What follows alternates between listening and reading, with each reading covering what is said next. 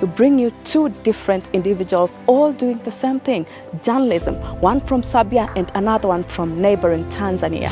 From reporting in conflict zones to covering key European events, Saša Dobrijević has faced the front lines of high-risk journalism with his deep commitment to press freedom and an impressive track record of multilingual rapporteur. Saša's work with Deutsche Welle brings critical stories to life, often from the most dangerous corners of the globe.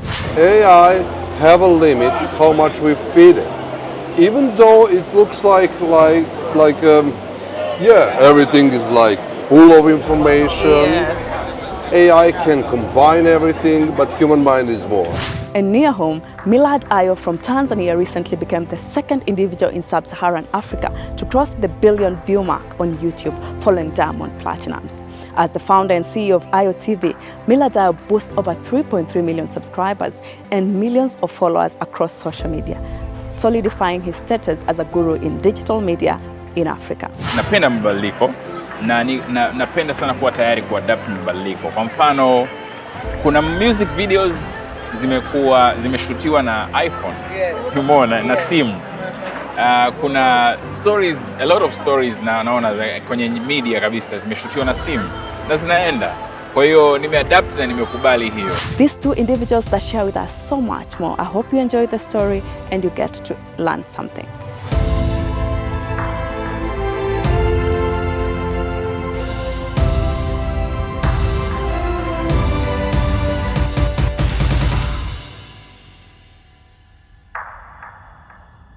Nice meeting you finally, Dobrijević. Yes, Yeah. thank you. And it's weird that we are meeting in Germany, you know. Yes, it's weird. It is.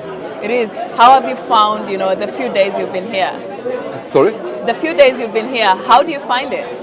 Well, I went last year here in Deutsche Welle, like a journalist exchange program. Yes. So I was here like 2 months, and my colleague saw that event, and she sent me like link. Yes. But actually, I won the lottery ticket for this event. What do you mean? Yeah, it was like a lottery for the ticket for this event, and I yes. just applied for that, and I won. Wow. Yeah. So congratulations. Thank you for very that. much. I'm the lucky one. You're the lucky one. Yeah. Let's speak very quick about, journalism and, the evolution of journalism. Yeah. Yeah. Because a few minutes ago we were talking about the radio people seem to have more power and more voice compared to TV. Why do you think so? Well, I just realized that when I want to reach the live world from the crime scene, Yes. I just try to reach for the authorities. But for example, when a volcano erupted in Tonga, they were so busy about this event, and then I figure out that I need to call my colleagues, Then I reach like televisions and radio journalists as well. It seems that maybe television people have more obligations, so radio people are more open to cooperate with colleagues all over the world. So every time I need to have like live word from the world, I reach radio people, radio journalists, and they always help me, really. There's a bit about, working in an environment where networking has made things possible. And I want you to speak about it because I know when you go to whatever country, you are always getting stories as quick as possible. So tell me about networking and what it's done for you and your career. Yeah, the networking is really important. I mean, the vanity we have, like actors, like singers, Yes. there is always like vanity, like competition in our jobs. Yeah. So I just don't have it, really. I think that we need to cooperate to spread the press freedom for the first, and then to help each other so we can get a story and so we can report about major events in the world. So yeah, I just when I discovered that I need to reach my colleagues, and then that I need to reach the people from all over the world, I become a member of the major organizations in the world. Yes. So I have a press card, American Press, Reporters Without Borders. I'm the only if I may say so, European guy, actually white guy, who have the membership of Union of Arabic journalists. So yeah, and they help me a lot actually. Whenever something happened over there, they find me a person who can tell me more about that event. So networking like this event here in Bonn is really something very important so we can do our job properly, really. Let's talk about press freedom. Oh yeah. Yeah. Many people have spoken about that. So much has been said about press freedom. But what do you have to say from your perspective? Are we there yet? Is it just, a dream? Actually, no. That may surprise you, really, really surprise you. Because, I just, I lived in Munich. Yes. During the pandemic. I'm Serbian guy from Belgrade. Yes. And I was the only journalist who did report from every protest in Munich 2 years. Yes. And overall I made a report about press freedom as well. I asked one female journalist from Eritrea. She was in jail for 6 years. Yeah. I asked questions like American journalist he was reporting from China. He was arrested 3 times. And of course, Serbian girl who was arrested with no reason. So actually, we are heading to reach the press freedom, but we don't have it in a way. I mean, yeah, Germany have it. A lot of European countries do have a press freedom. But you know the situation in Africa. I do. I mean, people who went out from jail, for example, that female journalist from Eritrea, she need to leave the country. She couldn't continue her job. In my Serbia, we are in the box more and more. So, yeah, and you hit the major point because yesterday I made like 23 interviews with people all over the world, and I asked that question: what do you think about press freedom in your country? You know what? I was so surprised. First of all, how people are brave to answer that question, and second, some of them couldn't answer because they are afraid of what will happen to them. Yeah. Because some of the journalists have been, locked behind bars, have been forced to flee their own home countries, leaving behind their families. I'm sure that hasn't happened to you, No, never, never, Yeah. really. In Munich I did report about German government, geopolitical things, and I have my own TV show about the culture. But in Serbia, when that television closed, when I went back to Serbia, I did report about social issues and of course geopolitical subjects. So I say only White House and Putin reject my interview. Everybody else said yes. Accepted. Yeah. Let's speak about what is it that you can do to improve. I know we cannot all reach there. The freedom of the press and the and journalists. But what is it that we can do to improve? Yeah, we need to stick together. Yeah. I'm the member of Reporters Without Borders. I made an interview with the main lawyer committed to protect journalists, and they did a lot. I mean, we need to be louder about that. I mean, I signed 100 petitions for liberation of journalists which are arrested. So, yeah, we need to connect, to be together and spread the word, to be louder about that freedom. I would like also to speak to you about, conflict and war, because I understand you've covered a lot of those disasters throughout your career. And how can we report about, those kind of issues fairly or balanced, especially now that we have lots of wars happening. You know, it's not just Russia, Ukraine, you know, we have Israel and Palestine and all of that happening. How can we ensure as journalists, you know, we are reporting independently and not seen as if we are inclined in one party? Yeah, the major thing, that's like the sword with two sharp sides, Yes, you know? cutting both sides. Yeah. So I figure out that when I have only one side, it's not so big issue to have only one side to like spread the story, because I made an interview with the father of kidnapped Israel guy from that 7 October event, you know, and yeah, of course. The major thing is that we don't need to have like our own opinion. We are here to spread the word, to share the information, and people need to think for themselves. I mean, journalism should go back a little bit back to that point that people need to think and have a critical mind, critical opinion about that. Yeah. I mean, nowadays everything is served on the plate. You know, it's ready. Yeah. So, yeah, we need to ask questions. We need to ask right questions. That's the point. We need to ask right questions. Let's speak about asking the right questions in terms of fact-checking before sharing information.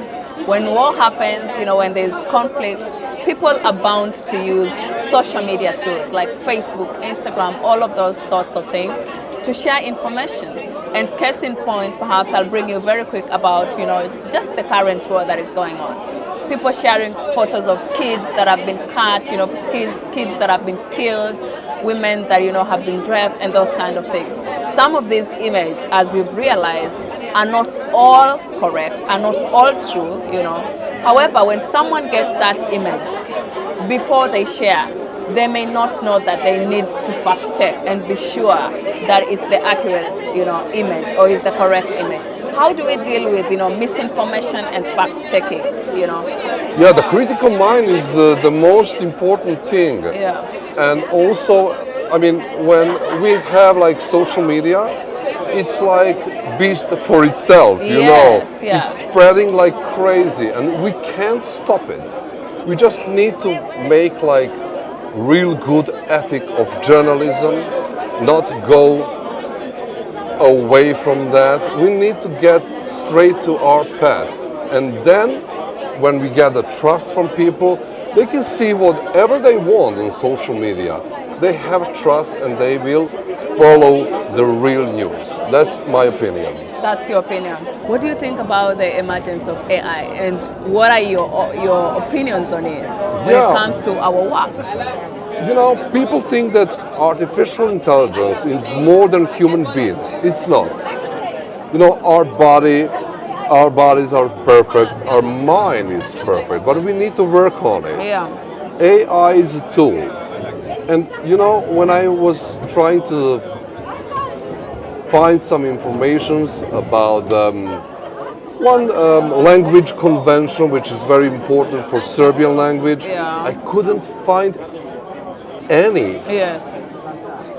When I'm using AI. But you know what? Library is a mother for that. So then that means we need to feed AI more. It means the AI doesn't have as much information you know, as we expect it to. That's right. Yeah. I think that there is a limit. Human mind have no limit. Yeah.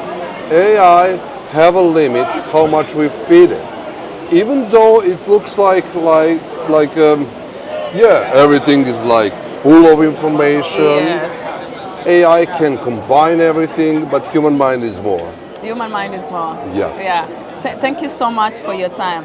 What advice do you have to tell, you know, people that are looking forward to get into this profession, and politicians who are also in charge of policy making to ensure that the environment for journalists is comfortable and good enough? Let's start with people that are looking forward to get into the profession, and then the policymakers. Well, we should keep on the right track, all of us. That's the responsibility for all of us. For example, if this ship is sinking, of course I will save your life. Because I'm a swimmer, maybe you're not, you know? Yeah. That's a connection we all have in our hearts. So we can project those things in our professional work, politicians, journalists, all of us. Then we are going to have a healthy society. Then we are going to have a healthy society. Yeah. Thank you so much. Thank you very much. Yeah, enjoy your snack and the ride. Thank you very much. Thank you. So nice to meet you. Mimi pia nimefurahi sana. Kwanza tunapatana mbali sana na East Africa. Yeah, kabisa. Yes. Kazi nzuri unaifanya. Nashukuru sana. Hata nyinyi pia mnafanya kazi nzuri. Na nafuatilia TV za Kenya na nazijua. Unazijua. Nashukuru unazijua. Yeah. Hebu niambie ulianza vipi? Nini kulifanya ukaimagine hata mimi na uwezo fulani kwa hivyo acha mimi ilikuwa ni kwanza nilikuwa nafanya radio show ambayo iko Monday to Friday 4 to 6 p.m.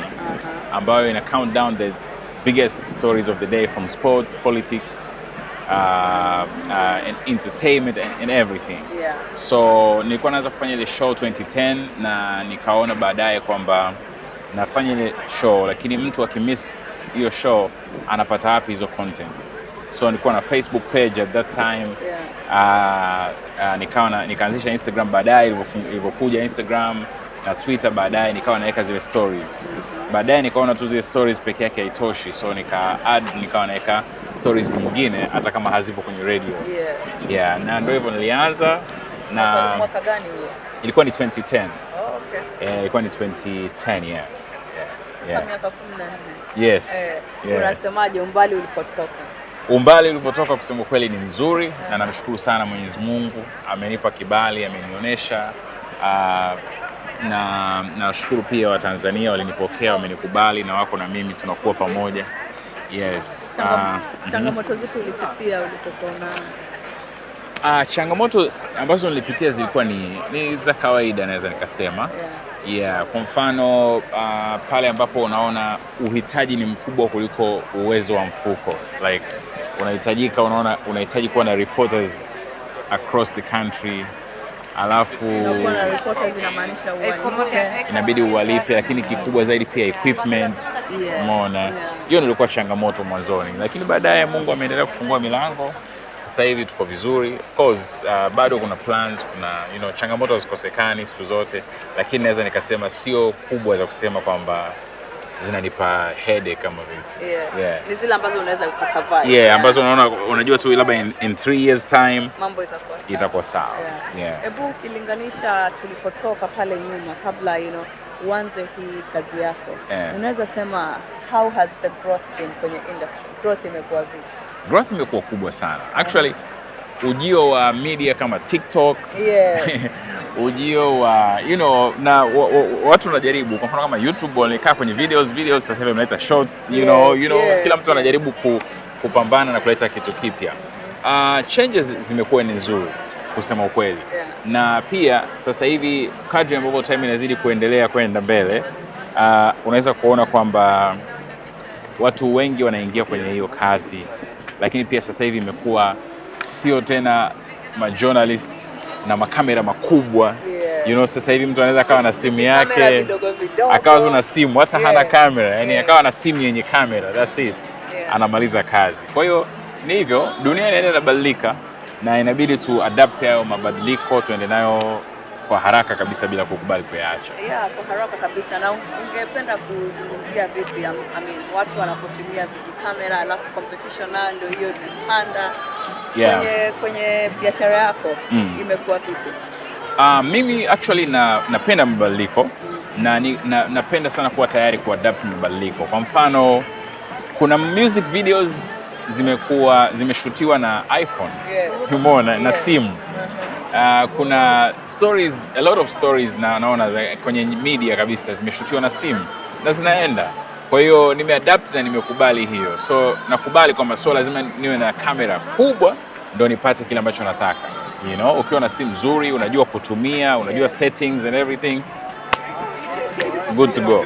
Niambie collaborations zako, maana najua ulipoanza ulikuwa mdogo, lakini sasa hivi umekuwa umepanuka, na unapopanuka watu pia wanakutazama, wanataka kufanya kazi na wewe. Niambie kidogo kuhusu collaborations na partnerships ambazo unazo. Okay.